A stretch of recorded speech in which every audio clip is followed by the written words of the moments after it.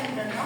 Lo que vendría a ser una varicocectomía, habiendo sido sometido en el postquirúrgico a una infusión continua de ketamina, se observa que el comportamiento en la recuperación ha sido mucho más favorable que otros pacientes a los cuales no se les ha inducido, no se les ha colocado una infusión continua de ketamina a una subdosis, ¿no?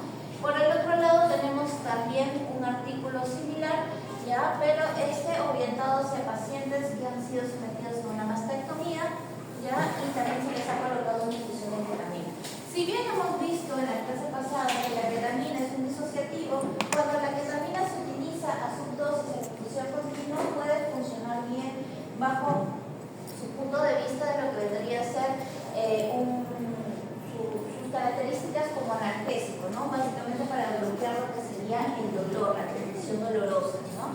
Y algo que hay que tener bastante en cuenta cuando hablamos de manejo de dolor es que es muy importante, al menos a nivel quirúrgico, que un paciente tenga un buen manejo del dolor antes, durante y después de la cirugía. ¿Por qué?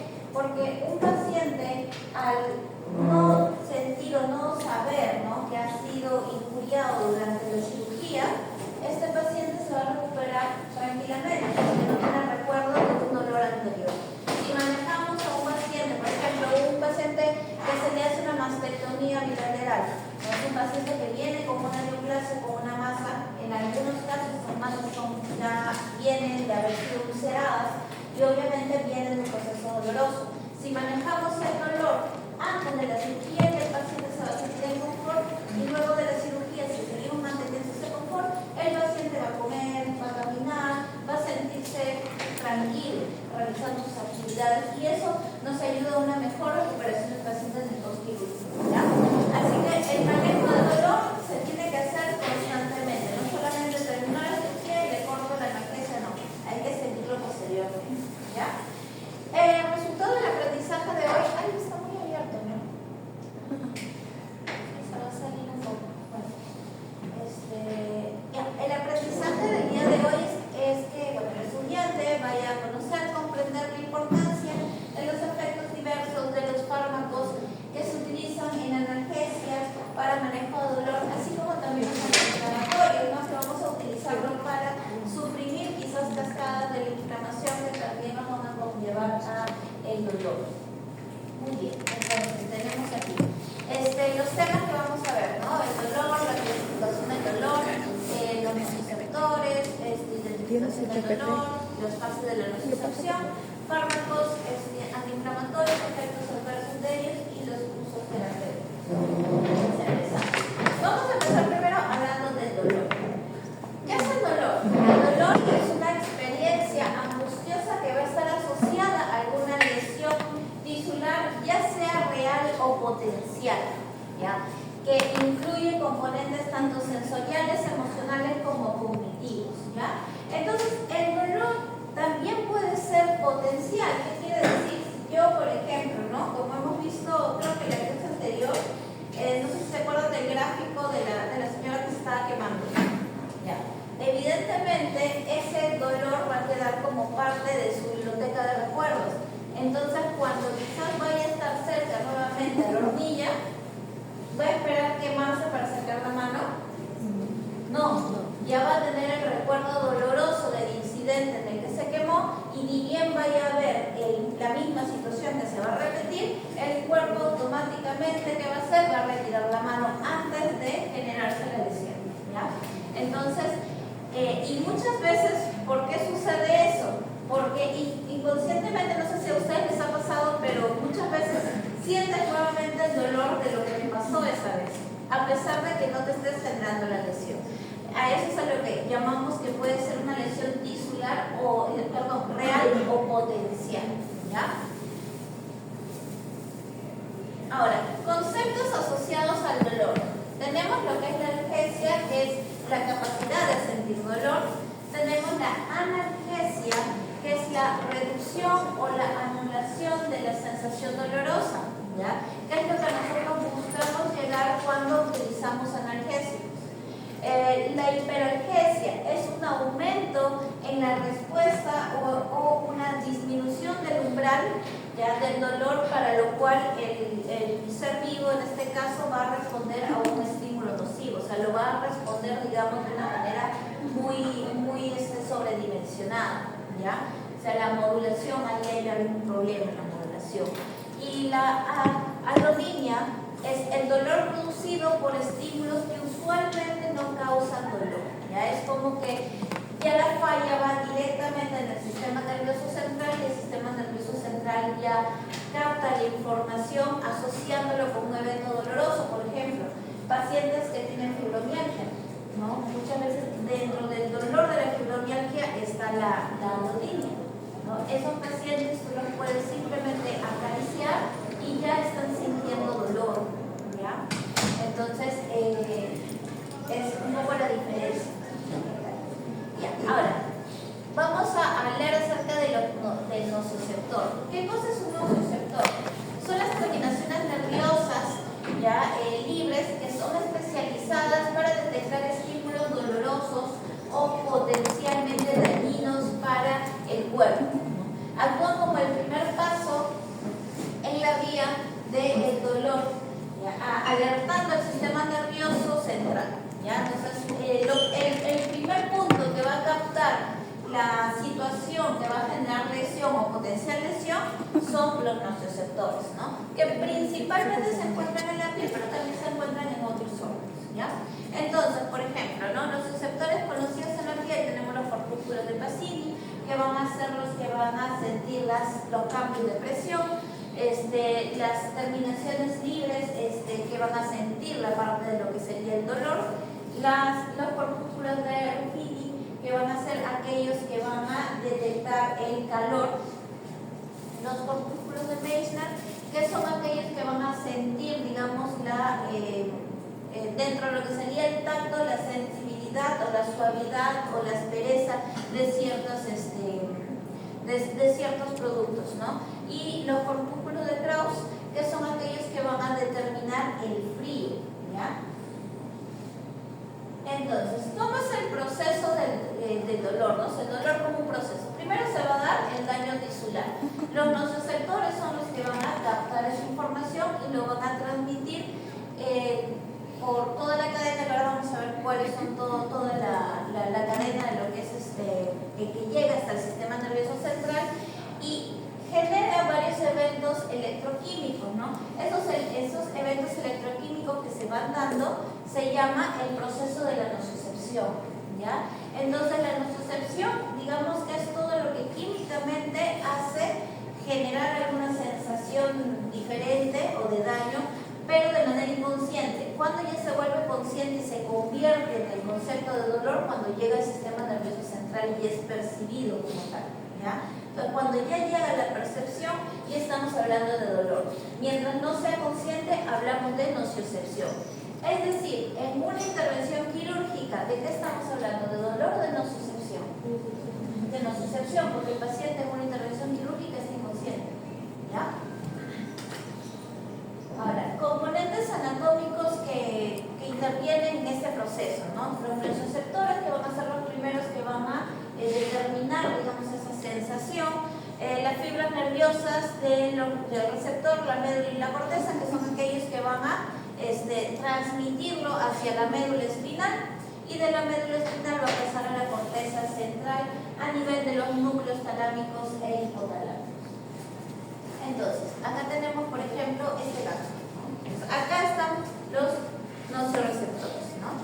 Entonces, ¿qué pasa? El gato pisó quizás una piedrita, se generó la información inicial de la lesión, luego pasa por el proceso de la transducción, ¿ya?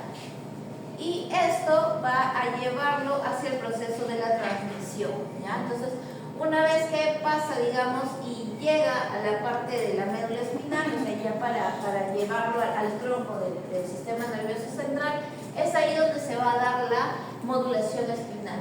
¿Qué es lo que vamos a ver en la modulación espinal? Que va a haber la inhibición del dolor o la facilitación de la ampliación del dolor, ¿ya?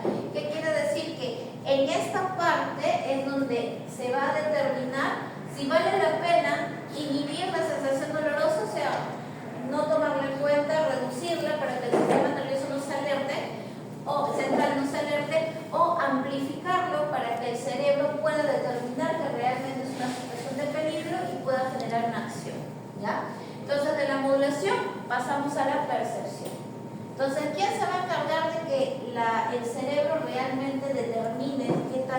importante es esa sensación que está llegando la médula espinal en la etapa de la modulación, ¿ya?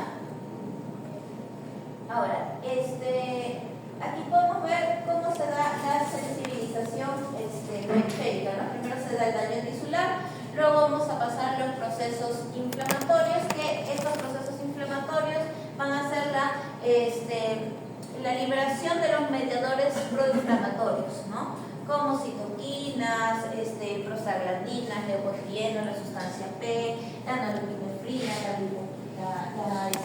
radiquinas, histaminas, ¿no? El potasio. Luego esto va a pasar a las terminaciones simpáticas, ¿no? Lo cual va a generar una transducción de la sensibilidad a través de estos mediadores proinflamatorios. Y una vez que estamos ya en la parte de las terminaciones simpáticas, va a pasar a los nociceptores de umbral alto o de umbral bajo, ¿no? Justamente en la parte de la modulación, donde vamos a determinar si lo amplificamos o no.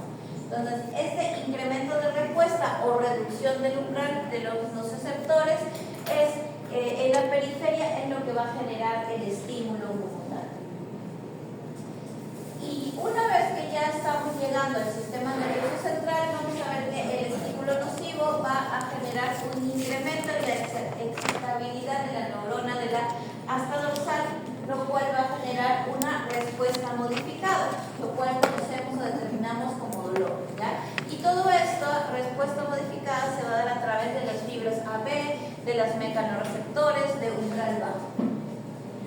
¿Ya? Entonces, este aumento de la capacidad de respuesta de los nociceptores se va a dar en el sistema nervioso central, en la parte del asta dorsal. ¿Ya? Entonces, ahí es donde ya se va a dar la percepción y se va a dar una respuesta de acción, ¿ya? De reacción. Muy bien, entonces ahora vamos a hablar de cómo clasificamos el dolor. El dolor puede ser clasificado en diferentes cursos, ¿ya? Por ejemplo, empecemos por lo que sería la clasificación según su fisiopatología, ¿ya? Conocemos al dolor nocioceptivo somático, nocioceptivo visceral, neuropático y el nociplástico. El somático es aquel dolor que tiene origen de los tejidos somáticos, o sea, la piel, el músculo. Hablamos de dolores de zonas muy específicas, muy localizadas, ¿ya? Donde vamos a ver quizás un efecto ante el dolor, una reacción ante el dolor muy característica, ¿no? De repente una claudicación del miembro posterior izquierdo que me estaría determinando que tengo una lesión a ese nivel, ¿no? Dependiendo de la claudicación, si es de elevación, si es de apoyo o quizás intermitente, ya me da información de dónde puede estar el dolor, si está a nivel de la rodilla, a nivel de las almohadillas, ¿no? Dependiendo del tipo de claudicación. Entonces es bastante específico, ¿ya? Se va a activar a través de los nociceptores y mediadores químicos como el COX-2, las prostaglandinas, ¿ya? Los nociceptivos viscerales, estamos hablando ya de los órganos internos, ¿no? Los cuales estaríamos hablando acerca de el hígado, el intestino, el útero, ¿no? El peritoneo, ¿no? Entonces hace que quizás este dolor sea un poco difuso, ¿no? Cuando tenemos quizás alguna lesión en el intestino, uno palpa y le duele todo el abdomen, ¿no? O sea, porque digamos hay una repartición difusa, ¿no? Entonces podemos ver quizás una postura de rezo, el paciente así, encorvado, ¿no? El abdomen tenso, deja de comer, o sea, si le duele el estómago, si le duele el intestino, si le duele, no se tiene una masa en el vaso, por cualquiera de esas situaciones que estamos hablando a nivel abdominal, el paciente va a dejar de comer. No nos da un signo clínico muy específico, ¿no? Quizás dentro de su sintomatología vomitan. Puede vomitar porque tiene un problema a nivel renal, por un problema a nivel hepático, o sea, igual, ¿no? O sea, la información que llega es un poco general, ¿no? A ese nivel. Entonces, ¿qué se va a dar? Se va a dar la activación de los receptores que se van a encontrar en la serosa, ¿ya? Y que se van a activar, digamos, ante circunstancias consecuentes de la patología, ¿no? Por ejemplo, si una patología digestiva, no sé, tiene una disbiosis intestinal, empieza a generar producción de gas, entonces esa producción de gas genera distensión de las vísceras y esa distensión va a hacer que se activen estos receptores y transmitan la información al sistema nervioso central. El dolor neuropático es una lesión o una enfermedad que se va a dar directamente a nivel de la médula. Entonces, ¿a dónde se va a dar? A nivel de lo que vendría a ser la modulación, ¿no es cierto? ¿Ya? Entonces, este dolor muchas veces lo llamamos como el dolor fantasma, ¿ya? Se ve bastante, es bastante común, por ejemplo, en aquellos pacientes a los cuales se les genera una amputación, quizás han tenido un dolor persistente. ¿Qué pasa? El dolor cuando se vuelve crónico, o sea, cuando ya tiene mucho tiempo sintiendo ese dolor, el sistema nervioso central lo maladapta, o sea, ya lo considera como parte de su vida diaria, ¿no? Entonces el dolor mal adaptado hace que el recuerdo quede. Entonces, a pesar de que se le retira el miembro, cuando no se ha hecho un buen manejo de dolor previamente a esa amputación, el paciente todavía siente el dolor y muchas veces eso genera hasta autolesiones. Hay bastantes pacientes que han mal adaptado el dolor y siguen sintiendo el dolor y empiezan a automutilarse los muñones de las amputaciones. O sea, es algo bastante común. En las hernias discales también se ve eso, ¿ya? Entonces es un dolor purente, o sea, es un dolor bastante potente, que se encuentra ahí persistente. Ya hay una descarga eléctrica constante, y justo lo que les decía, puede generar una automutilación, va a generar una hiperestesia. Una hiperestesia es una sensación, o sea que la modulación está amplificada, ¿no? El dolor está amplificado. Entonces muchas veces lo vas a palpar y aparentemente ya no vas a sentir dolor porque ya se hizo el tratamiento, o en este caso de amputación o de retiro de alguna hernia, pero el paciente todavía va a sentir el dolor amplificado. ¿Ya? Entonces va a haber una hiperexcitabilidad a nivel neuronal y va a haber una descarga ectópica de los canales de sodio y de calcio, ¿no? O sea, va a haber una estimulación mayor a nivel de la apertura de estos canales y el ingreso de estos elementos que van a generar una mayor actividad. Ya, el nociplástico, ya hablamos de un proceso de nocicepción que no hay un daño tisular claro, ¿ya? Pero la cronicidad también hace que en el sistema nervioso central quede la información sin que ya haya un estímulo inicial, ¿no? Por ejemplo, enfermedades crónicas como la osteoartritis, ¿no? Entonces ya hay un daño un poco más hacia el sistema nervioso central, ¿ya? El dolor difuso, persistente, por ejemplo la alodinia, ¿no? Se va a ver en estos casos, ¿no? Uno acaricia quizás la zona de lesión, la rodilla, los miembros, y el paciente ya va a sentir una hiperalgesia severa, ¿no? Ya va a sentir un aumento del dolor, ¿no? Como les digo, algo muy similar que vemos en humanos como referente a la fibromialgia. Y como les decía, básicamente aquí lo que se da es por una sensibilización en el sistema nervioso central, ¿ya? Hay una organización de las vías ascendentes y descendentes, ¿no? Pero mal adaptadas. Entonces, bueno, acá tenemos justo ese ejemplo, ¿no? O sea, lo de las amputaciones. El dolor somático es un dolor específico. El dolor visceral es un dolor netamente del sistema visceral, ¿no? De los órganos que se encuentran a nivel visceral. Por ejemplo, un cólico equino, evidentemente, si hay isquemia, si hay distensión, va a sentir un dolor, va a sentir un cólico, ¿no? El dolor neuropático, como les decía, el miembro fantasma, la posamputación, y el dolor nocioplástico, básicamente, como les decía, son las lesiones, ya es una lesión a nivel del sistema nervioso central. Ahora, cuando hablamos de la clasificación según la duración, ¿ya? Estamos hablando de dos conceptos, el dolor agudo y el dolor crónico, ¿ya? El dolor agudo es el dolor, digamos, que se va a generar como medida protectiva, ¿no? Por ejemplo, otra vez volvemos al ejemplo de la señora que se está quemando por hornilla. Entonces, ahí se va a dar un dolor agudo, Porque ¿qué es lo que busca el dolor agudo? Decirte, sal de ahí que te va a pasar algo, no salvaguardar, digamos, nuestra integridad, ¿no?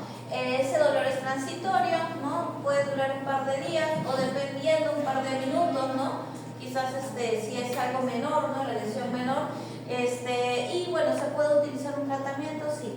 Signos clínicos que vamos a ver en un dolor agudo, evidentemente va a ser taquicardia, ¿ya? Porque vamos a activar el sistema nervioso central para generar un poco la reacción. Puede haber también taquipnia, va a haber midriasis, ¿no? Porque va a haber segregación de los químicos que van a generar la activación del sistema simpático, ¿ya? Y elevación del cortisol, evidentemente, ¿ya? Y bueno, básicamente se va a ver a nivel de la escala visual, a través de escalas, ¿no? O sea, ciertas mediciones que podemos hacer para evaluar el dolor agudo. Ahora, cuando hablamos de dolor crónico, hablamos de un dolor agudo que no ha sido bien tratado, que ha seguido persistiendo y es un dolor mal adaptado, ¿ya? Es un dolor que ya no tiene una función biológica, ¿no? Porque el hecho de que tengas un dolor por un mes ya no tiene sentido que existe ese dolor, ¿no? O sea, para lo que originalmente se crea, ¿no? Esa sensación de dolor, esa cantidad de dolor. Un dolor crónico es un dolor que persiste por más de 3 meses o que regresa de manera intermitente, ¿no? Entonces, por ejemplo, uno hace un tratamiento, el paciente está bien un par de semanas y nuevamente vuelve a tener los signos clínicos, ¿no? Conductualmente quizás vamos a ver cierta apatía, letargia, cambios en el temperamento, ¿no? Hay pacientes que a veces se ponen un poco más agresivos por el dolor constante que tienen, ¿no? Puede haber una distrofia muscular si quizás hay un tema de lo que es movilidad, ¿no? Y el paciente tiene miedo de apoyar mucho un miembro, ¿no? Por ejemplo, una displasia cadera, ¿no? Mientras no sea diagnosticado se va a volver un dolor crónico, ¿no? Porque la lesión o el malestar o el mal aposicionamiento de esa articulación o la fricción de esa articulación deformada va a generar un dolor constante, ¿no? Entonces pasa que a veces estos pacientes, mientras no sean diagnosticados, el dueño a veces no se da cuenta que el perro cojea, ¿ya? Y ¿qué pasa? El paciente empieza a pisar más con el otro miembro y a veces pasan bastantes meses y eso hace que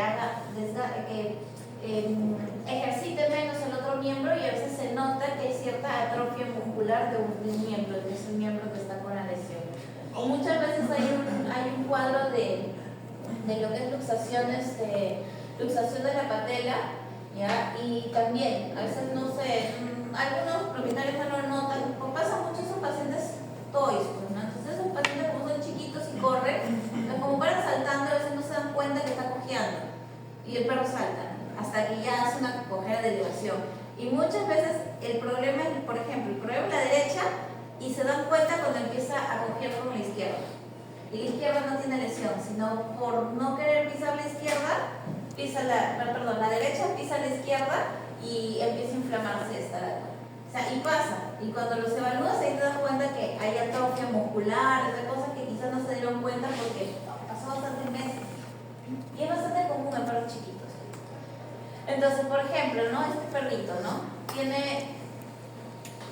Empezamos. Tiene un estímulo intenso, ¿no? Se golpeó, quizás tiene otitis, ¿no? Se golpeó, quizás se cayó de la escalera, ¿no? Entonces, hay un estímulo intenso, va a haber una hipersensibilidad, esto va a generar un dolor agudo, hay un dolor agudo y esto va a generar el reflejo de protección, ¿no? Por ejemplo, quizás el paciente está caminando, se tropezó con una piedra y ¿qué va a hacer?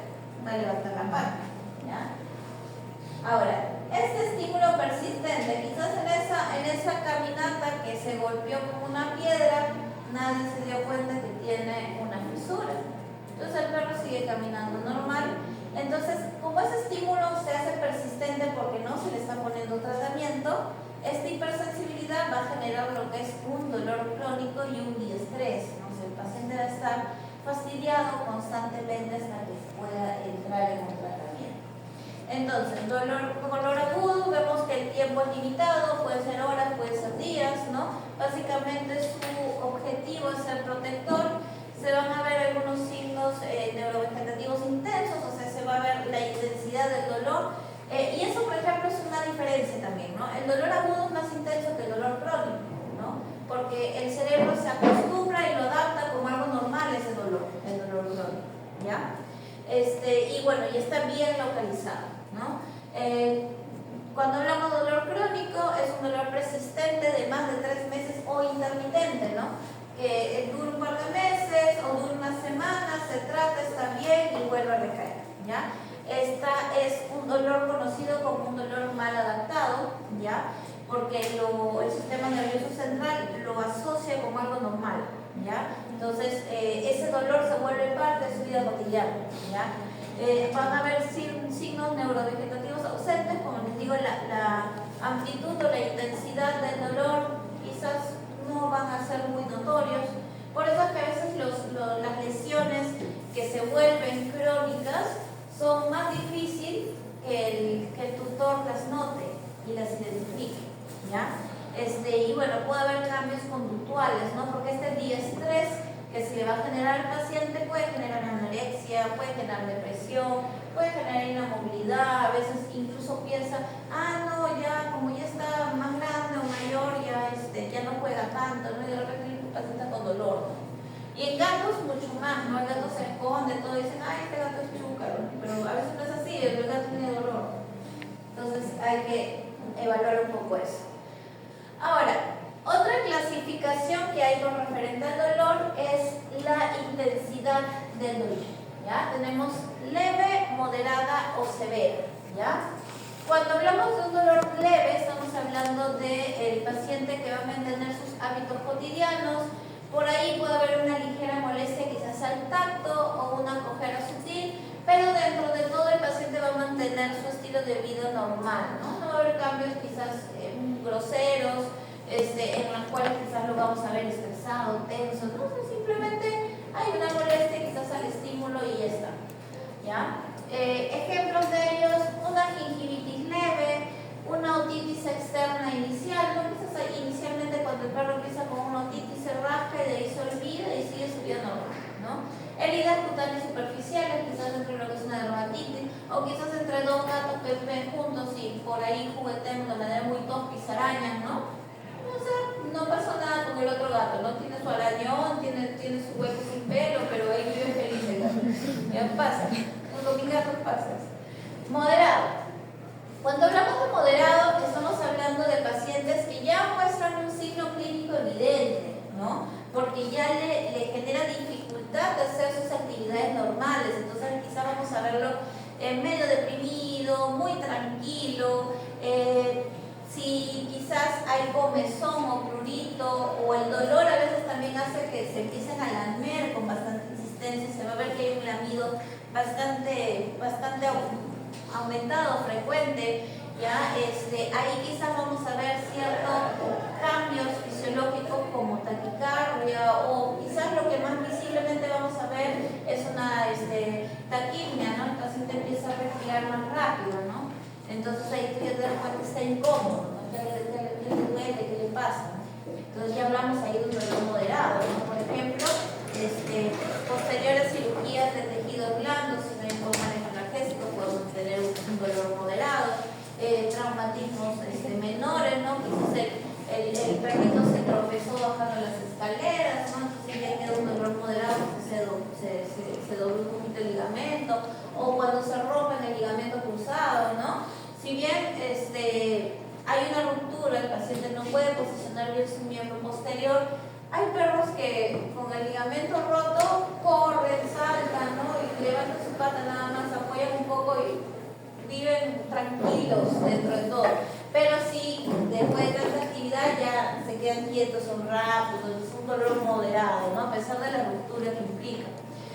Ya cuando hablamos de dolores severos, ya hablamos de un paciente que tiene una incapacidad de movilizarse. Ese paciente no se va a querer mover, no va a querer comer, puede empezar a vocalizar, ¿no? Principalmente esto vemos a veces más en gatos. La agresividad por dolor, ¿no? Tú te acercas quizás a evaluarlo, el paciente no se deja, se quiere morder. Hay posturas antiálgicas, por ejemplo, la postura ornóptica, la de rezo. Puede haber ya una midriasis por el grado de diestrés que hay, ¿ya? Y aquí sí vamos a evidenciar definitivamente constantes alteradas, ¿no? Vamos a ver la taquipnea, quizás es lo que más vamos a visualizar nosotros, ¿no? Probablemente una taquicardia no la vamos a ver hasta que ocultemos al paciente, pero la taquipnea sí va a ser bastante visible, ¿ya? Ejemplo, fractura de huesos, un politraumatizado, una pancreatitis aguda. La pancreatitis, algo que quizás es bastante característico en los perros y en los caballos también, es que los nociceptores a nivel visceral hay bastantes, ¿no? Entonces, un dolor abdominal en caninos o en caballos, en conejos también pasa bastante, es bastante intenso, ¿ya? Entonces tú vas a ver estos pacientes con un dolor bastante intenso. Es más, muchas veces hay pacientes que tienen parvovirosis y ¿qué pasa? Que llevan a la clínica, ¿no? ¿Qué es lo que nosotros observamos en un paciente con parvovirosis? Vómitos, diarrea, o sea, paciente deshidratado, ¿no? Con un proceso infeccioso secundario, bacteriano, secundario a nivel gástrico, ¿no? Una gastroenterocolitis. Entonces, ¿qué se hace? Se trata con fluido, se pone vitaminas, se pone antieméticos, se pone antibióticos. Entonces, en base a todo lo que estamos viendo de manera general, ya está bien, ¿no? Pero ¿qué pasa? Muchas veces los pacientes se mueren. Pero si lo estás hidratando, si le estás poniendo antibiótico, su sistema inmunológico no aguantó. No. La principal causa por la cual esos animalitos se mueren es por el dolor. Cuando no hay un buen manejo del dolor, muchas veces ese paciente que se está corrigiendo hidratación, que controlaste los vómitos, que estás manejando un buen umbral de antibióticos para regular su gastroenterocolitis que presenta, se termina muriendo por dolor. Entonces, para que veamos realmente el impacto y la importancia de la analgesia en bastante patología, porque hay producción de gas, van a ver la activación de estos nociceptores o dolor somático visceral se va a ver bastante presente en estas enfermedades. Y eso también lo vemos en la pancreatitis, ¿ya? En la pancreatitis el paciente viene postrado de dolor, no puede caminar, no puede comer, ¿ya? Entonces es muy importante aquí ver hacer un buen manejo del dolor, ¿ya? Y así como yo les hablé en anestesiología, que es muy importante, o que la sinergia que hacemos entre diferentes fármacos para poder obtener una buena estrategia en la cual reducimos un poco la dosis, pero nos agarramos de los diferentes receptores que existen para generar una misma situación, por ejemplo la sedación, es bastante favorable. Lo mismo se hace con el manejo del dolor, ¿ya? Lo que vendrían a hacer el manejo de dolor multimodal es lo que realmente nos va a ayudar a hacer un buen manejo de dolor. Utilizar diferentes herramientas diferentes fármacos que puedan utilizar diferentes tipos de receptores para ayudarme a bloquear el dolor. Esos son los que me van a llevar a que un dolor severo sea bien tratado, ¿ya? Ejemplo de ello quizás son las famosas infusiones analgésicas, por ejemplo, ¿no? La FLK tiene lidocaína, fentanilo y ketamina, receptores diferentes, ¿no? Lidocaína que va a bloquearme lo que son los canales de sodio, el fentanilo que es un opioide, ya un opioide puro, que me va a buscar lo que es el bloqueo, el agonismo de los receptores MUF, ¿ya? Y la ketamina que me va a antagonizar los receptores NMDA. Entonces son receptores diferentes. Por ejemplo, cuando usamos el Cerenia lo que va a hacer es bloquear el ingreso de la sustancia P. Entonces vamos sumando, por ejemplo, ¿no? Entonces en un caso de dolor abdominal severo, podemos ir sumando diferentes estrategias, ¿ya? Diferentes fármacos que me van a ayudar a bloquear diferentes tipos de receptores. Entonces, acá vemos, por ejemplo, ¿no? Un dolor leve, paciente que se hizo un arañoncito en la cola. Tenemos un dolor moderado, digamos ponemos en una escala del 1 al 10, entre 4 y 6, ¿no? Este paciente que se ha hecho una cirugía o una sutura quizás a este nivel. ¿Ya? Y ya tenemos aquel paciente que ha sido sometido a una cirugía ortopédica. Las cirugías ortopédicas son bien dolorosas porque tienes que debilitar músculo, estirar músculo, romper hueso, o sea, son bien traumáticas, ¿ya? Entonces el dolor que hay que manejar en un post quirúrgico ortopédico es bastante importante. Ya. Pasamos al tercer punto, que es vasoreceptores y las fibras aferentes, ¿no? Un poco recordando ciertos aspectos de la fisiología del dolor, ¿ya? Entonces, como había mencionado quizás anteriormente, existen diferentes fibras aferentes para lo que sería la transmisión de esos estímulos, ¿no? Tenemos, por ejemplo, para llevarlo ya a la parte central, ¿no? Entonces tenemos estas fibras que son la alfa-beta, ya que por ejemplo son los que me van a transmitir todo lo que son estímulos sensoriales de tacto, ¿no? Lo que es por ejemplo si es suave, si es áspero, ya, si es duro, ya. Luego tenemos la fibra AD, que es aquel que me va a transmitir los estímulos mecánicos, ¿no? Por ejemplo, algún tipo de impacto, ¿no? Cuando hay un golpe, cuando tienes ese tipo de situaciones, ¿no? En la cual te genera una lesión como tal a cualquier órgano, ¿no? Y la fibra C, que es aquella que va a conducir los estímulos de calor, ¿ya? O por ejemplo de los picantes, ¿no? Eso me lo va a transmitir y lo va a llevar hacia el cordón espinal, ya que va a llevarlo ya para lo que sería la modulación. Ahora, ¿por qué quizás ciertos estímulos se transmiten mejor en unas fibras que otras? Por la característica que hay en esas fibras, ¿no? Podemos observar que tenemos en la fibra AD, ya es una fibra mielizada, ya tiene un calibre medio, lo cual hace que a través de su recubierta de mielina pueda saltar más rápidamente la sensación, el estímulo, ¿no? La transmisión del estímulo. En cambio, la fibra C, ya, son fibras amielinizadas, o sea que no tienen mielina, entonces la conducción se vuelve un poco más lento, ¿no? Y este dolor llega de manera más lenta, ¿no? Entonces, retrocediendo un poco, ¿cuál llega más lento? Por ejemplo, el calor, ¿no? El calor, la sensación de quemazón. Pero no sé si alguna vez se han quemado en el mismo momento que se han quemado, o sea, sacan la mano, pero no sienten tanto dolor hasta después, ¿no? Que ahí te hace todo.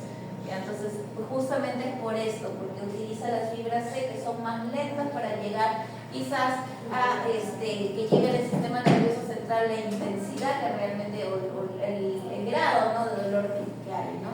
Entonces, dentro de lo que sería la transmisión normal, ¿no? de una sensación, sabemos que tenemos las diferentes fibras. Luego pasa a nivel del sistema nervioso central, a nivel del axón, o sea, va a estimular a las neuronas. En el sistema nervioso central, ¿qué pasa? Va a haber una activación de la sinapsis neuronal, ¿no? Para poder generar una respuesta ante el estímulo, ¿ya? Y ahí podemos ya observar lo que es el dolor como tal, ¿no? Y ahí se da el dolor, ¿no? A nivel de, por ejemplo, los receptores mecánicos, ¿no? Uno va a sentir realmente qué tipo de contacto hay, ¿no? Igual con el tema, por ejemplo, de cuando hay una reducción, en este caso, de los estímulos de contacto. Ya, entonces, la sensibilización del sistema nervioso central. Aquí es donde vamos a ver la amplificación de la señal neuronal, ya dentro del sistema nervioso central, lo cual va a desencadenar una hipersensibilidad al dolor. Ya, entonces ya aquí es donde ya se guarda la información de que esta situación es un daño o genera algún tipo de perjuicio para que pueda nuevamente salir presentándose en una situación similar, ¿ya? Entonces, recordando nuevamente cómo va el dolor, ¿no? Tenemos la transducción, la transmisión, la modulación que se da en la médula espinal, y luego pasamos al sistema nervioso central para que ya se dé el efecto de la percepción, ¿no? Entonces, por ejemplo, cuando hay una sobreestimulación, como habíamos hablado, vamos a ver lo que es la hiperalgesia. Y cuando ya tenemos una lesión como tal en el sistema nervioso central, ya el cuerpo, el cerebro ya lo tiene como que codificado y ya se genera lo que es la alopecia. ¿Ya? Entonces, tenemos primero lo que vendría a ser la señal mediada por receptores MDA. Entonces, a nivel del sistema nervioso central, los que principalmente van a dar el estímulo o de las sensaciones dolorosas, el que va a dar la señal, son los receptores NMDA, ¿no? Recuerda que ¿qué pasa en este caso? Va a salir la glutamina, la glicina, va a sensibilizar los receptores y va a empezar a ingresar sodio, y esto va a hacer que salga ese tapón de magnesio y empieza a entrar calcio, ¿no? Entonces, de esta manera llega el estímulo de la transmisión del dolor, ¿no? Entonces va a haber una desinhibición del GABA a través de la glicina, porque la glicina va a tomar la postura dentro de lo que sería la membrana postsináptica, ¿no? Y toda esta cascada va a hacer que se active la microglía, que es la que va a dar la orden para que se genere la sinapsis de diferentes neuronas a nivel del sistema nervioso central. Entonces, ¿cómo identificamos el dolor? ¿Ya? Para identificar el dolor vamos nosotros a utilizar los siguientes parámetros, ¿no? La identificación del dolor muchas veces está bastante asociado a lo que es medición del dolor en felinos.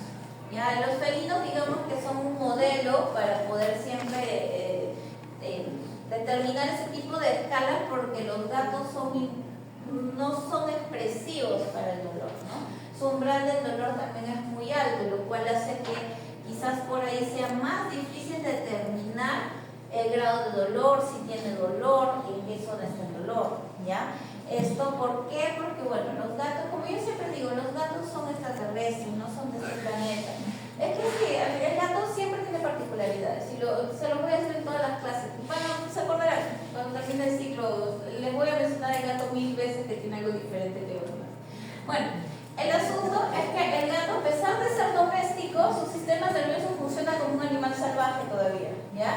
Entonces, ¿qué pasa un animal silvestre? Un animal silvestre tiene que salvaguardar su vida.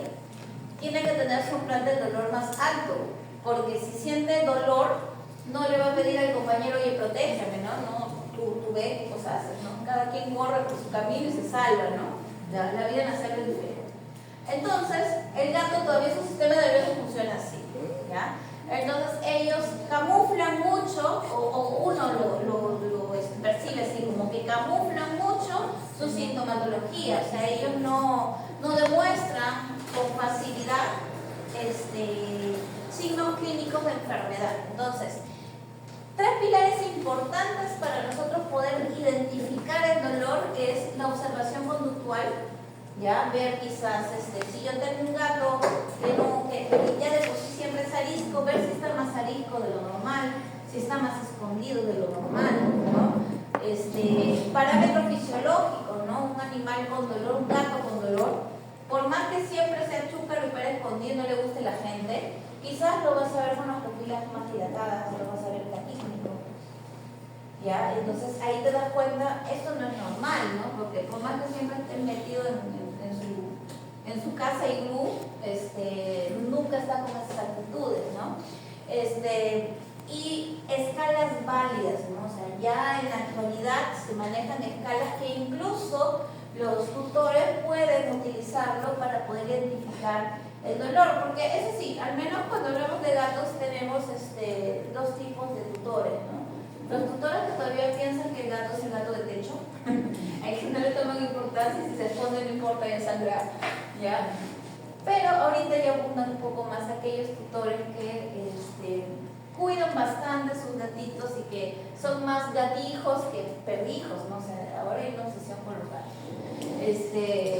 Que por un lado es buena, porque los cuidan, ¿ya? Pero ya cuando eso se vuelva alodínico, ya la cosa para el veterinario se pone feo, al menos para los que nos dedicamos a menores. Pero bueno, hay que saber, pues, también aprender habilidades blandas de comunicación, ¿ya? En fin,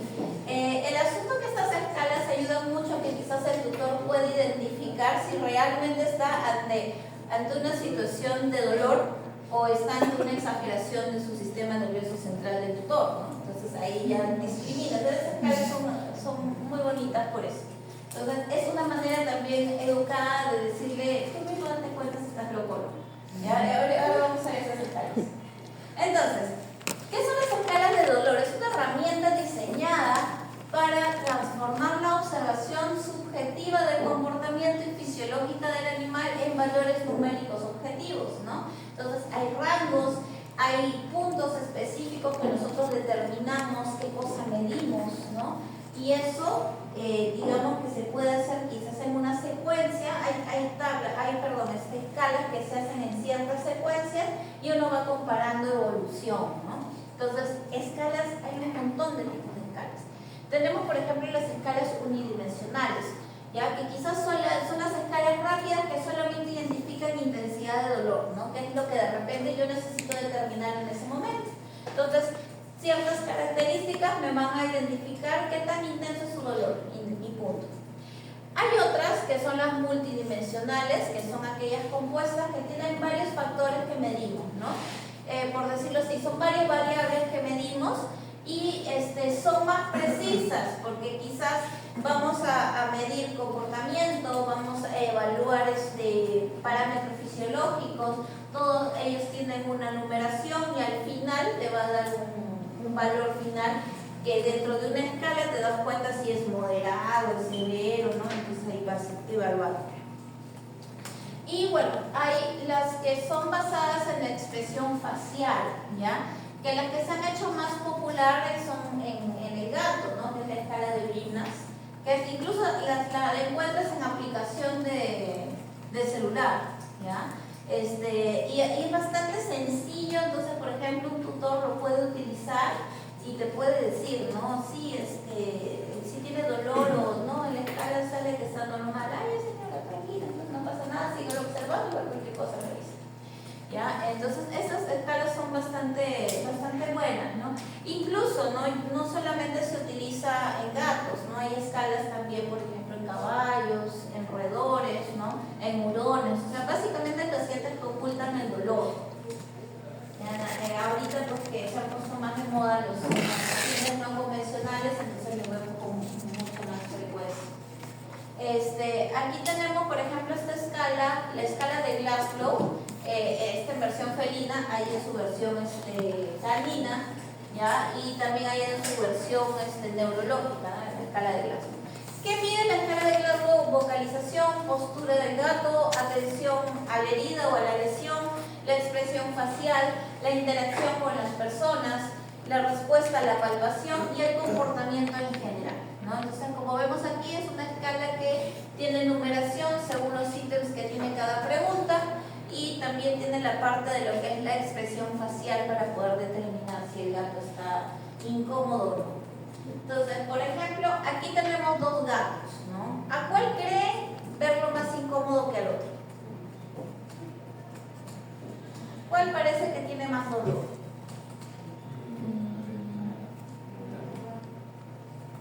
El de acá, ¿por qué? Porque te está mirando triste. Cuando el otro te mira, te das cuenta si le duele. Este tiene todavía un dolor agudo. Este sí debe tener un dolor moderado severo, ¿ya? Porque está más encogido, la postura es diferente. Ahorita vamos a ver cuando veamos las escalas como tal. ¿Ya? Igual aquí, ¿no? El que tiene más dolor es este de allá. Este está normal, por decirlo así, quizás. O sea, es el mismo paciente. Este es antes del analgésico y este es después del analgésico. Y dense cuenta, hay una diferencia. Por ejemplo, una cosita, los ojos. Otra cosita, los bigotes. Después del analgésico, ¿cómo están sus bigotes? Están hacia abajo, ¿no? ¿Por qué? Porque relaja la musculatura de la cara, ¿no? Cuando a uno le duele algo, no estás así, todo gestado, ya pues. Y lo mismo pasa en el gato. El gato también se gesta y al gestarse mueve su musculatura facial y eso también hace que los bigotes se abran, ¿no? Y ya cuando se relaja la cara, los bigotes se caen. Entonces, acá tenemos esta escala que es la escala de identificación facial. ¿Ya? Cuando tenemos un gato sin dolor, podemos observar que está alerta, ¿no? Entonces sus orejas están bien paraditas. Los bigotes están hacia abajo porque la cara está relajada, ¿no? Y los ojos están abiertos, ¿no? Y como vemos la pupila no está midriática, está normal, digamos, ¿no? Luego, cuando tenemos dolor moderado, vamos a observar que los oídos están un poco más de lado. ¿Por qué? Porque ya está gesticulando la cara. Entonces las orejas se bajan un poquito, ¿no? Si aquí vemos que están como que en una B, acá ya parece casi una W, ¿no? Vamos a ver los ojos ligeramente entrecerrados, ¿no? Por lo mismo que está gesticulando. Cuando tenemos un dolor intenso, la gesticulación es tanta que ya cierran los ojos. Y en estos dos, en el moderado y en el intenso, ya vemos que las pupilas están dilatadas, ¿ya? Y el bigote, al tener una gesticulación más fuerte, el bigote se va levantando más, ¿no? Como que acá está todo abierto y aquí está como que un poco levantándose, no tanto. ¿Ya? Entonces, ahí, al menos facialmente, ahí nos damos cuenta que el gato está con dolor. Entonces, estas escalas son bastante buenas para lo que es reconocimiento de dolor, ¿no?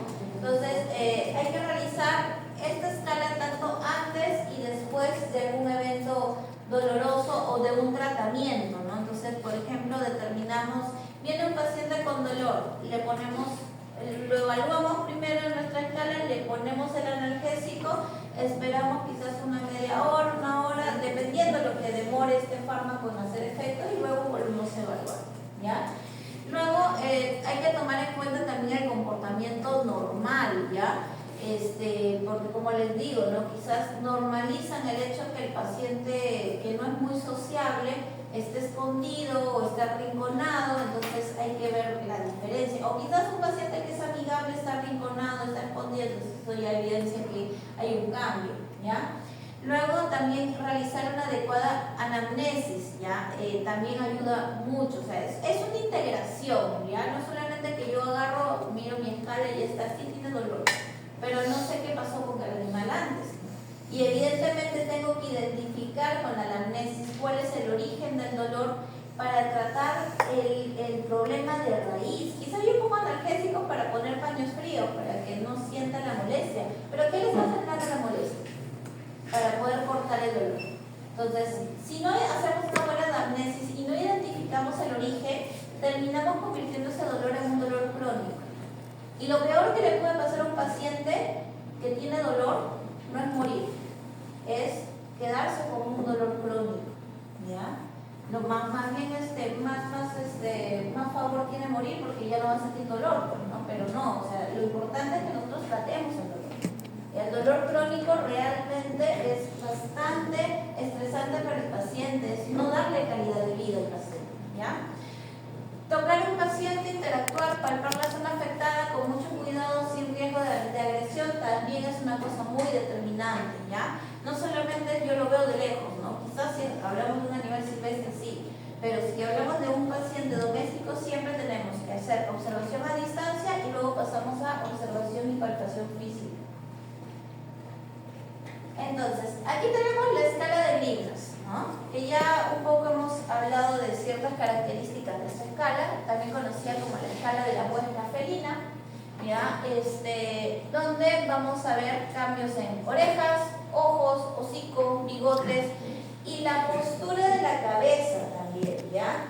Creo que no sé qué se puso acá ya. La postura de la cabeza, ¿ya? ¿Qué pasa con la postura de la cabeza? Cuando un gato no tiene mucho dolor, es así. Cuando empieza a sentir dolor, empieza a bajar un poco la cabeza, quizás a la misma altura de los hombros, ¿ya? Cuando hay mucho dolor, el gato ya se hace bolita, ¿ya? Entonces la cabeza baja de la línea de los hombros. Si es que no llega a hacerse bolita, también otra cosa bastante característica que hace un gato, por ejemplo, cuando están en internamiento, es que el gato apoya su cabeza en una pared. Entonces tú vas a ver al gato así, como si estuviera castigado, ¿ya? Pero realmente está dolorido, se está tratando de apoyarse en alguna presión. Entonces lo que busca, digamos, es acomodar su postura para no presionar quizás la víscera, algo que esté doliendo. Entonces es bastante característico, ¿no? Lo ves bastante inclinado al gato, entonces ahí tú ya te das cuenta que el dolor se ve. Y como les decía, existen estas aplicaciones que pueden utilizarlo ustedes, pueden sugerírselas a un tutor también, es bastante sencillo y ahí tú identificas el grado de dolor, ¿no? Sí, para aquellos tutores, ¿cómo se llama? Se me fue la frase. Hipocondríacos, les sirve muy bien esta escala. Muy bien, entonces vamos a hablar nuevamente, quizás más al detalle, de las fases del dolor, ¿ya? Entonces recordemos que tenemos la primera fase, que es la fase de transducción, en la cual se va a dar la injuria, se va a dar el proceso inflamatorio y se van a segregar diferentes mediadores de la inflamación, ¿no? Como la sustancia P, la prostaglandina, los leucotrienos, la serotonina, la acetilcolina, ¿ya? Y esto va a pasar a lo que sería la transducción a través de los nocioceptores, ¿ya? Luego pasa la transmisión a través de los nervios que lo llevan hacia la espina, la espina dorsal, donde se da la modulación. De ahí es donde vamos a ver que se amplifica o se inhibe el estímulo. Luego va a pasar a proyectarse hacia el sistema nervioso central, donde ya se da el proceso de la percepción, ¿ya? Entonces, si podemos observar aquí en la imagen, vemos que hay varios fármacos que van a intervenir en cada uno de estos procesos, ¿no? Por ejemplo, en la fase de la transducción, si yo utilizo un anestésico local, puedo bloquear esta fase, ¿no? O puedo reducir esta fase, ¿no? Los AINES también pueden ayudarme a reducir esta fase, así como los corticoides y opioides, ¿ya? En el caso de la transmisión, ya cuando hablamos ya del recorrido que va a dar hacia la médula espinal, ya estamos hablando de que nos pueden ayudar los anestésicos locales y los alfa-2 agonistas también me pueden generar un bloqueo en esta fase. En la fase de modulación, ya a nivel de la médula espinal, es donde van a intervenir todos, ya todos los fármacos me van a bloquear aquí. Los opioides, los AINES, los anestésicos locales, los antagonistas NMDA, los anticonvulsivos, ¿no? Por ejemplo, la gabapentina, la pregabalina, ¿ya? Los antagonistas, los agonistas alfa-2 agonistas, ¿ya? Por ejemplo, no es se llama para la percepción. Ya. Luego pasamos a la transmisión que se va a dar en las neuronas de segundo orden, o sea, desde la médula espinal hacia el cerebro, donde se va a dar la fase de la proyección. Y una vez que llega al sistema nervioso central, ya aquí van a intervenir los opioides, los AINES, los anestésicos, como por ejemplo el propofol, ¿no? Los que me van a aperturar los canales de GABA.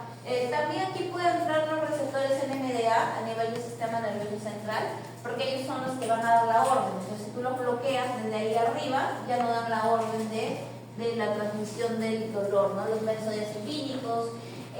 En la actualidad incluso se puede llegar a combinar los tratamientos de dolor, esto básicamente en dolores mal adaptados, con antidepresivos, que se utilizan mucho en los tratamientos de fibromialgia. En animales de compañía ya se está empezando a utilizar, por ejemplo, la mitriptilina, pero esto funciona a nivel del sistema nervioso central, ¿ya? Entonces también ayuda a modular el dolor. Entonces, hablemos primero de los anestésicos locales, ¿ya? Entonces, los anestésicos locales, ¿qué van a hacer? Van a generar lo que es la pérdida de la sensibilidad, ¿ya? Sin generar la pérdida de la conciencia. Entonces, sabemos que estos van a funcionar a nivel de la transmisión y la transducción, ¿no es cierto? Entonces, en la parte inicial, donde se genera la lesión, ¿ya? Otra cosa que tenemos que saber es que, bueno, están formados por un anillo aromático lipofílico que va a potenciar su ingreso. Tipo de enlace va a tener una duración de acción larga y también tiene una amina que es hidrofílica.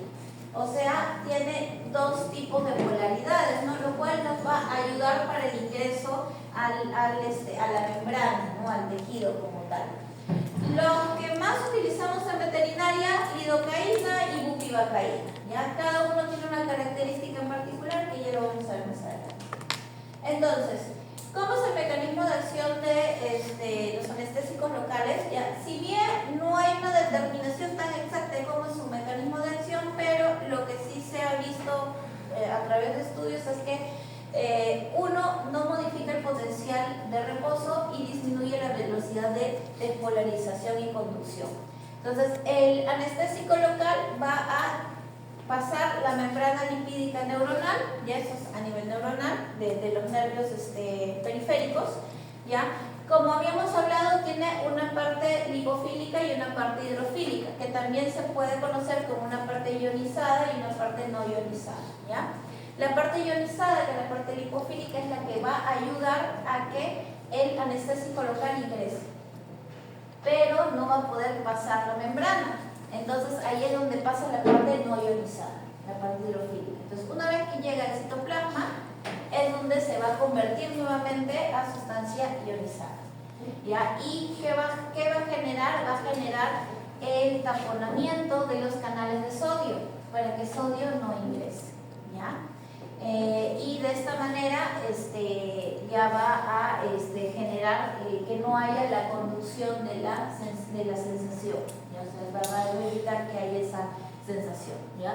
Esto se conoce como el taponamiento de los receptores, y la parte ionizada que queda aquí, ¿ya? Se le llama la fase de la integración de la membrana, ¿no? Que también se dice, ¿no? Que al integrarse de esta manera también genera la reducción de los canales para evitar que ingrese el sodio, ¿no? O sea, es que hay esas dos teorías de mecanismos, ¿no? En principio primero se hablaba de la integración de la membrana, que era de la parte ionizada que quedaba en la membrana y generaba como una especie de sistema de generar, ¿no? Mayor oclusión de esos receptores, ¿ya? Después se habló de lo que sería la obstrucción del canal como tal, pero ahora se habla que ambos mecanismos son los que terminan generando la acción del anestésico, ¿no? El local. Ahora, cuando hablamos de la parte del pH que tenemos a nivel normal, ¿ya? Estamos hablando que es una base débil del anestésico local. El pH, un pH neutro, evidentemente sí va a tener esa eficacia de bloqueo, ¿ya? Pero cuando tenemos un tejido inflamado, estamos hablando de un tejido ácido, lo cual hace que esta base débil, que es el anestésico local, no pueda ingresar, no pueda convertirse en la membrana, no pueda pasar esa parte no ionizada, no pasa, o sea, se ioniza desde la membrana, entonces no va a pasar. No va a pasar la parte de la membrana de la neurona. Entonces, ¿en qué va a terminar? Va a terminar en que no se va a generar el efecto, porque no va a poder ingresar el fármaco, ¿ya? Entonces, cuando yo tengo un tejido inflamado, jamás puedo bloquear o poner un anestésico local sobre la zona inflamada.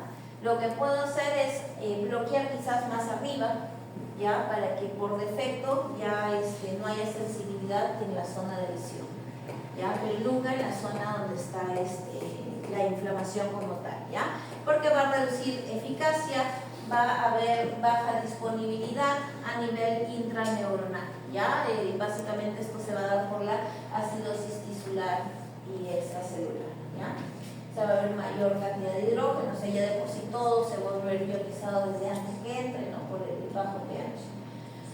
Cuando hablamos de anestésicos locales, quizás la gol estándar que todos conocemos es la anestesia epidural, ¿ya? Cuando hablamos de anestésicos locales o la anestesia locorregional, estamos hablando de anestesia que se va a dar en nervios específicos para generar la insensibilidad de toda una región, de una zona específica o de una zona muy localizada, ¿no? En la actualidad, con los bloqueos ecoguiados, ya podemos incluso hacer anestesia locorregional, pero sumamente localizada, de una parte específica, ¿ya?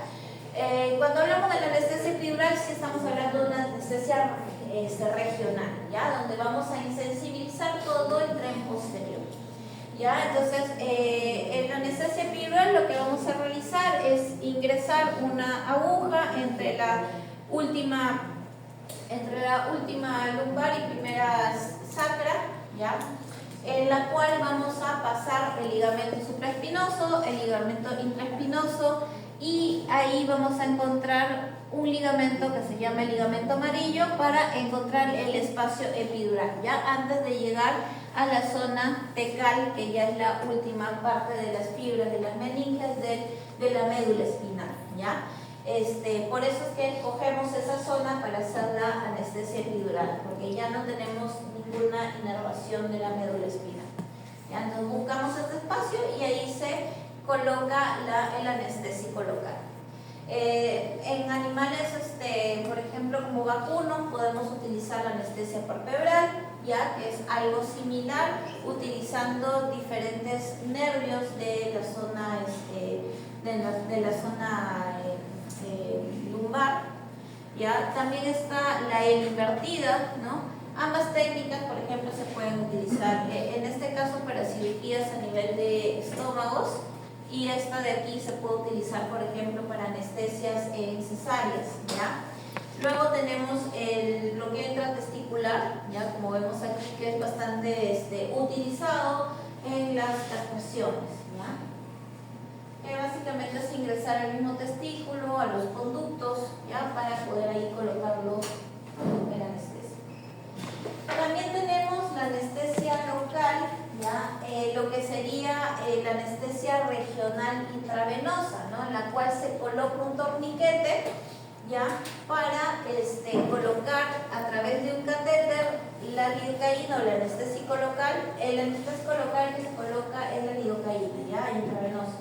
La bupivacaína no se pone intravenosa, ¿ya? Entonces se coloca aquí, y como tiene un torniquete, ¿dónde se va a quedar la lidocaína? Se va a quedar solamente en la zona en el cual he puesto el torniquete, ¿ya?